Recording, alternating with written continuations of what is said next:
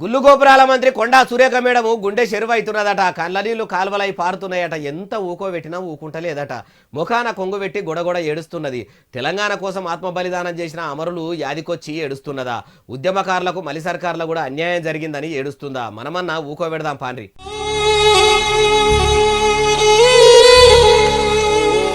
అరెరే ఎంత పని!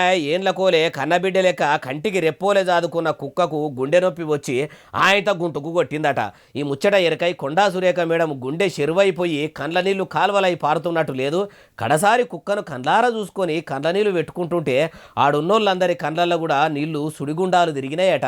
శోకం పెట్టుకొని కుక్కను కాటికి సాగదోలిందట. చూసిండ్రా, సురేఖ మేడంకు సునకం అంటే ఎంత పాయిరం లేకుంటే అంత పానమెల్ల కొట్టుకుంటుందని అన్నోళ్లే గాని అననోళ్ళు లేరు.